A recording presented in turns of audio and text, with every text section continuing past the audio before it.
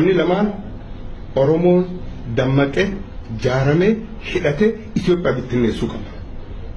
Itoophiyaa bittinnooftu qofatti Oromoo nagaa kennuu danda'a.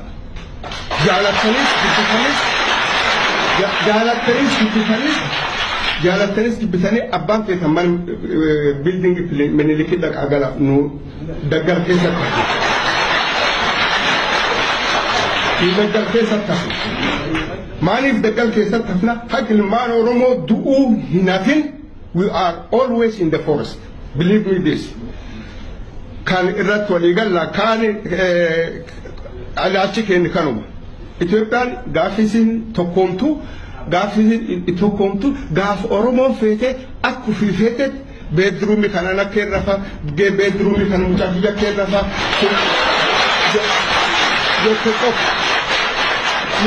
yoo sabii Oromoo akku fi fedhuti kajaarratu taate saba Oromooti fedha.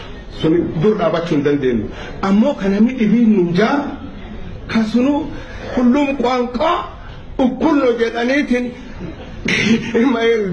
definite waan tokko hin qabne evidence afaan cuftiitti wal qixxee hin qabne ka qabeenyi keen diinii hanka qabu no hin taatu ilmaan keenyaan ta'a. Soo kanaaf obboleettiyya hawwantiyya nu wanni nu qabsoofnuufi ka dhalatee laf jiruuf hatin ta'e ka gudeedi keenya keessa jiru ka gara haadhaa keessa jiruuf qabsaa'uuf jiru. Be aware ilmi duraan dhalatu quufaaf gammachuu keessa dhalachuu akka danda'u uf qopheessuu qaba. Kanaafuu Oromoon jaalatus jibbisus humni tokko jaarratti gabbahuu qaba. Kaani ummata cunqurfamaadha. Injustice against one is injustice against everybody at different. Miidhaan nur gahe miidhaa warra Ogaaden irra gahe miidhaan nur gahe miidhaa Sidaamaa irra gahe miidhaan nur gahe miidhaa Gambeellaa irra gahe. Our cause is the same. Garaagarummaan qabu. Waliin garboomne waliin Itoophiyaa cabsine.